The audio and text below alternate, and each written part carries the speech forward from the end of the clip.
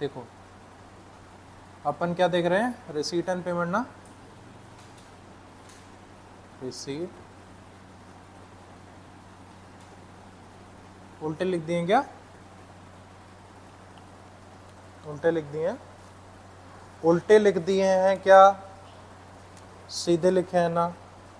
यहाँ पे एक्सपेंडिचर ना,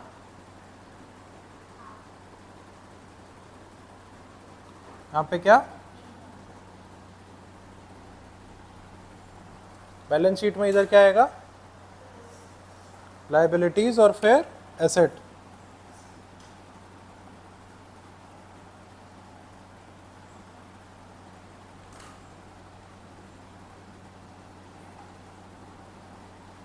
ठीक है, ये 3 शीटें अपने को पूरी करने की है। रिसीट में क्या होता है, पैसा इज कमिंग, इनफ्लो।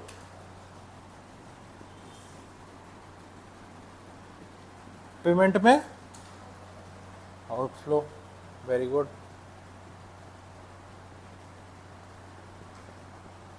एक्सपेंडिचर माने पैसा खर्च किया ना, आउटफ्लो का ही दूसरा पार्ट। ये इनफ्लो। हमने क्या देखा था, इन दोनों में होता है सिंक, इसमें इसमें इसमें इसमें, है ना। ऊपर वाले में क्या आता है, हाँ ठीक है, और वो इसमें क्या आता है, बड़ा खर्चा है छोटा खर्चा, ऊपर वाले में छोटा खर्चा ना, छोटे खर्चे को अकाउंट्स में क्या कहते हैं अपन, रेवेन्यू।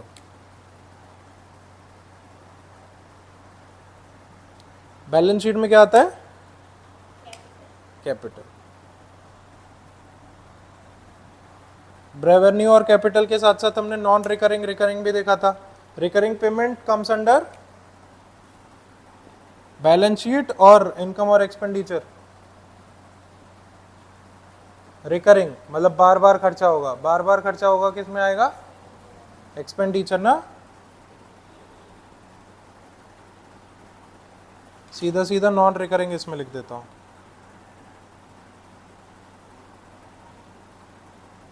ठीक है। इतना सा नॉन प्रॉफिट ऑर्गेनाइजेशन अपन ने देखा था।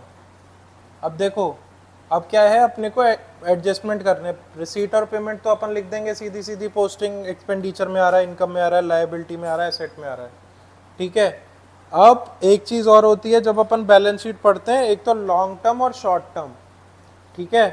तो लॉन्ग टर्म जो हमारी असेट बन रही है, जैसे फॉर एग्जांपल लॉन्ग टर्म तुमने बिल्डिंग खरीद ली, लॉन्ग टर्म तुमने मशीनरी खरीद ली, लॉन्ग टर्म तुमने व्हीकल कोई खरीद लिया, तो लॉन्ग टर्म के केसेस में जो एक्सपेंसेस किए हैं वो किस में आता है, एसेट में या लायबिलिटी में, एसेट्स ना। तो ये अपना लॉन्ग टर्म भी सोचता है। और इसको तुम लोग लॉजिक से कैसे समझ सकते हो कि अगर तुम बड़ा पैसा लगा रहे हो तो जर्नली लॉन्ग टर्म के लिए लगा रहे होंगे, ठीक है। अब अपन एडजस्टमेंट देख रहे थे। एडजस्टमेंट में 2 वर्ड होते हैं, एक तो होता है आउटस्टैंडिंग, एक होता है प्रीपेड। आउटस्टैंडिंग, आउटस्टैंडिंग, और दूसरा होता है क्या, प्रीपेड। दोनों ऑपोजिट होते हैं एक दूसरे को। आउटस्टैंडिंग का मतलब होता है क्या, बकाया पैसा, है ना। जो रेस्ट अमाउंट है ये तुम्हारे पास भी हो सकता है और किसी का तुम्हारे पास भी हो सकता है। फॉर एग्जांपल तुमने कहीं, भाई साहब कुछ तो करना पड़ेगा यार, छुआ था यार, ये कहाँ से आ रहा है यार, पैसे तो ब्लॉक किए मैंने, बाहर से कैसे, पीछे दीवार है तो नुकसान कर सकता है।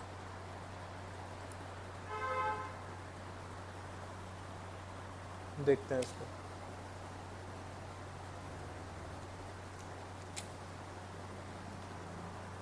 ठीक है। कहाँ पे थे अपन, आउटस्टैंडिंग खर्चे पे ना। आउटस्टैंडिंग बोले तो जैसे फॉर एग्जांपल तुमने कहीं काम किया तुम्हारी सैलरी है बट सैलरी अब तक तुम्हें मिली नहीं है, that is outstanding salary. In case तुमने किसी बंदे से काम कराया, उसकी सैलरी तुमने दी नहीं है, ठीक है, that is outstanding salary to that person.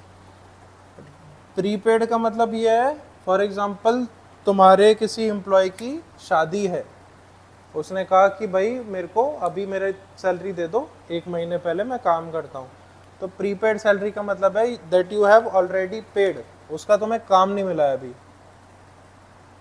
That already paid, ठीक है। अब देखो आउटस्टैंडिंग कोई भी खर्चा है, ठीक है, आउटस्टैंडिंग कोई भी खर्चा है तो वो तुम्हें पे करना है ना, पक्का। और आउटस्टैंडिंग कोई बड़ा खर्चा है तो वो भी पे करना है। प्लस चलो अब आउटस्टैंडिंग देख लेते हैं। अगर आउटस्टैंडिंग तुम्हें खर्चा करना है तो वो इनकम में आएगा, एक्सपेंडिचर में आएगा? तुम्हें खर्चा करना है एक्सपेंडिचर में ना, ठीक है। और अगर प्रीपेड मतलब पहले ही पैसा मिल गया है, इनकम, ठीक है। बहुत गलत बोला है, आगे देखेंगे।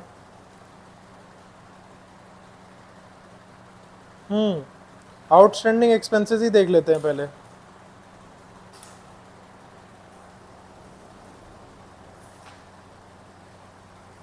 ठीक है, outstanding expenditure, outstanding expenditure, expenditure से मतलब क्या आ रहा है, एक्सपेंडिचर हो गया या एक्सपेंस हो गया, इसका मतलब क्या हो सकता है, कोई बकाया पैसा है जो तुमने दिया नहीं है। किधर आ सकता है, एक्सपेंडिचर में, इनकम में? नाम ही लिखा हुआ है एक्सपेंडिचर, आउटस्टैंडिंग देखनी ही नहीं है। क्या डाल दूंगा मैं यहाँ पे, आउटस्टैंडिंग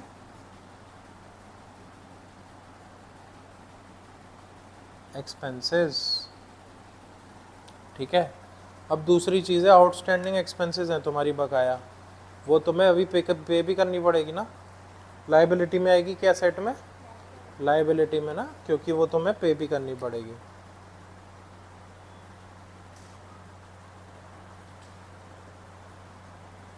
अपन ने एक चीज़ और देखी थी ना कि पोस्टिंग दो या दो से ज़्यादा जगह होता है, मतलब सिंगल जगह नहीं होती वो एडजस्टमेंट की पोस्टिंग 2 जगह होती है ना एटलीस्ट, पक्का याद है ना? Prepaid expenses already paid expenditure, पक्का ना?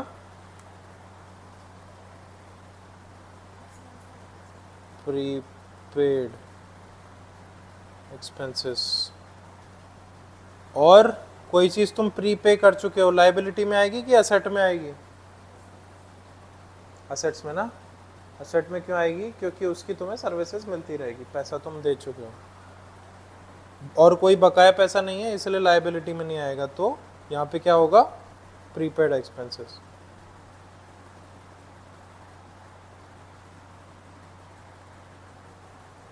उसके बाद है भाई एक्रूड इनकम और आउटस्टैंडिंग इनकम।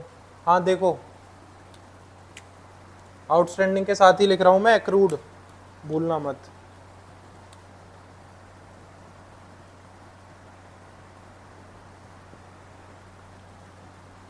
देखो अभी तुम लोग पढ़ाई कर रहे हो, अभी कोई फल मिला नहीं है, एक यूनिट टेस्ट ही तो हुआ है। फॉर एग्जांपल बोर्ड में तुम पढ़ते रहे साल भर, रिजल्ट कब आएगा, नेक्स्ट मार्च को। मेहनत तुम लोग अभी कर रहे हो पर रिजल्ट कब मिलेगा तुम्हें, मार्च अप्रैल, जब भी तुम्हारा रिजल्ट आएगा। तो ये जो तुम्हारी सारी मेहनत है दैट इज़ एक्रूड मेहनत, ठीक है, जिसका रिजल्ट तुम्हें नहीं मिला है। रिजल्ट कब मिलेगा, मार्च में, ठीक है। एक्रूड इनकम को एक बार के लिए समझने के लिए आउटस्टैंडिंग से रिलेट करके समझने का है, ठीक है। वो है तो तुम्हारा बट तुम्हें मिला नहीं है, ठीक है। एक्रूड इनकम, तो तुम्हारी कोई इनकम है जो तुम्हें मिली नहीं है, दैट कम्स अंडर इनकम ना।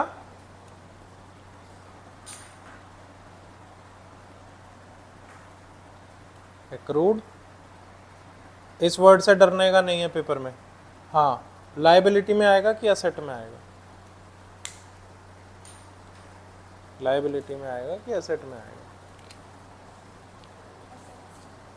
पक्का ना? क्योंकि किसी पे बकाया पैसा थोड़ी है, तुम्हारा पैसा है जो तुम्हें नहीं मिला है।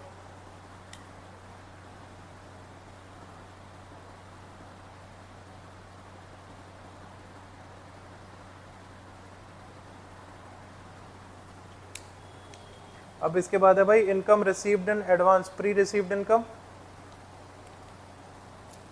प्री रिसीव्ड इनकम, अच्छा, तो इनकम में ऑलरेडी कोई इनकम लिखी होगी ना, तुम्हारी प्री रिसीव हो गई इनकम। और मुझे एक बात बताना, इनकम और ये एक्सपेंडिचर और इनकम हम फॉर करंट ईयर बनाते हैं ना? पक्का?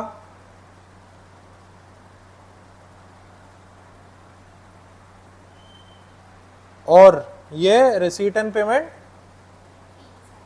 लगभग 3 साल का, मतलब मोर देन 1 ईयर। ठीक है, इसको अपन क्या कहते हैं? रिसीट एंड पेमेंट को रियल या नॉमिनल? रियल। इनकम और एक्सपेंडिचर को नॉमिनल। अपन एक तरह से पूरा रिवीजन ही कर रहे हैं इस चैप्टर का ना। इसको अपन क्या कहते हैं? रियल ना? इसको अपन क्या कहते हैं? नॉमिनल। जब समझना बंद हो जाए बताना, मैं दूसरा टेबल बनाऊंगा। ठीक है, एक लाइन मार देता हूं।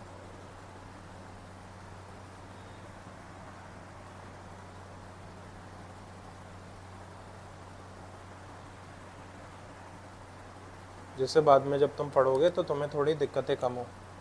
हाँ भाई, एक्रूड इनकम हो गया हमारा, है ना? उसके बाद है प्री रिसीव्ड। हाँ, प्री रिसीव्ड इनकम, इनकम चल रही थी ना, मेरे को याद दिला दिया करो, मैं भूल जाता हूँ। हाँ, प्री रिसीव्ड इनकम, तो तुम्हें ऑलरेडी कोई इनकम मिल रही होगी, प्री रिसीव हुई, पर ये तो करंट ईयर के लिए बनता है, तो माइनस कर दूंगा ना? पक्का ना? तो तुम्हारी जितनी भी इनकम बन रही होगी उसमें मैं माइनस कर दूंगा प्री रिसीव इनकम।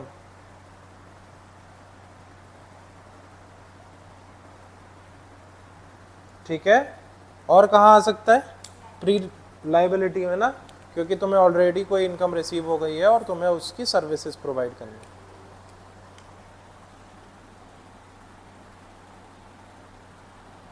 समझ आ रहा है ना सौजन्या? चेहरा नहीं बोल रहा क्योंकि तुम्हारा।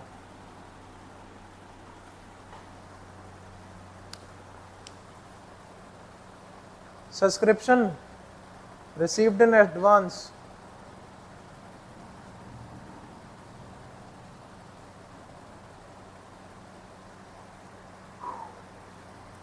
हाँ सो जाओ सो जाओ। Subscription received in advance, subscription क्या होता है? पहले तो रिकरिंग खर्चा है, नॉन रिकरिंग? रिकरिंग मतलब इनकम एक्सपेंडिचर में आएगा, लाइबिलिटी एसेट में आएगा? एक्सपेंडिचर वाले में आएगा, एक्सपेंडिचर इनकम। सब्सक्रिप्शन कोई बंदा ले रहा है तो तुम्हें पैसे मिलेंगे या तुम्हें पैसे देने हैं? हमें अपना, क्या था मेरा क्वेश्चन? हाँ हाँ, सब्सक्रिप्शन, सब्सक्रिप्शन छोटा खर्चा है बड़ा खर्चा है? जनरली छोटा खर्चा है कैपिटल से, बट उसको हम छोटे बड़े में नहीं देखते, उसको हम रिकरिंग नॉन रिकरिंग में देखते हैं। रिकरिंग खर्चा है ना, तो रिकरिंग खर्चा है मतलब, अच्छा, सब्सक्रिप्शन कोई बंदा तुम्हारा ले रहा है किसी भी सर्विसेज का, फॉर एग्जांपल अमेजोन का सब्सक्रिप्शन ले रहे हो तुम लोग, तो पैसा लेता है अमेजोन ना, एज अ इंडिविजुअल मत सोचो, as a non profit organisation सोचो। इनकम, ये गलती मत करना पेपर में, बिजनेसमैन हो तुम पेपर में। हाँ, सब्सक्रिप्शन,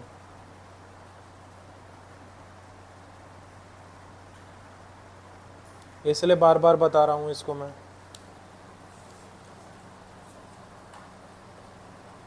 डेप्रिसिएशन,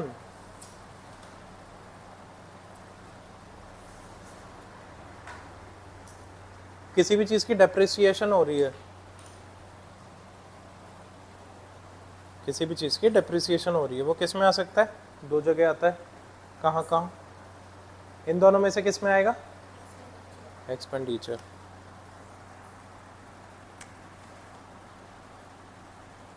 क्या था? डेप्रिसिएशन।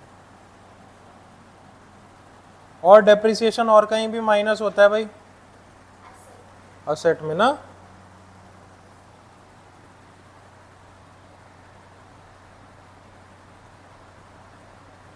इस कैपिटल को वो कैपिटल मत समझना ना, कैपिटल लायबिलिटी में लिखी जाती है कैपिटल, और वहां पे क्या है, ये रेवेन्यू, ये वाला कैपिटल है, ये मोटा खर्चा वाला।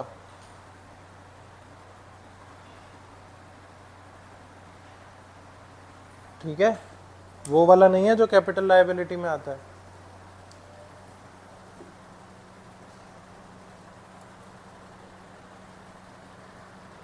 जर्नल और स्पेसिफिक याद है क्या?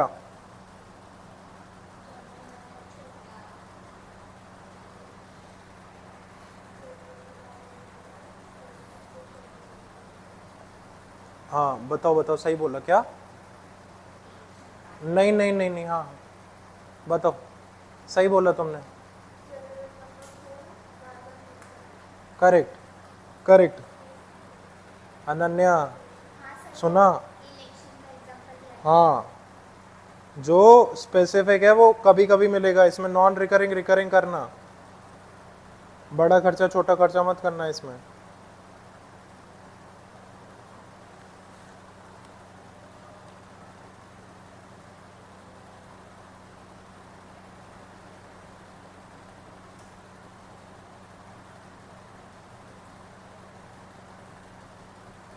Life time membership fees, lifetime membership fees बार बार आएगी क्या? नहीं आएगी ना बार बार, एक ही बार लेगा कोई भी, लाइबिलिटी में आएगा ना, क्योंकि उसकी वो तुम्हें लाइफ टाइम उस बंदे को सर्विसिंग देनी पड़ेगी तुम्हारी ऑर्गेनाइजेशन की, लाइफ टाइम सब्सक्रिप्शन या लाइफ टाइम मेंबरशिप कर लो।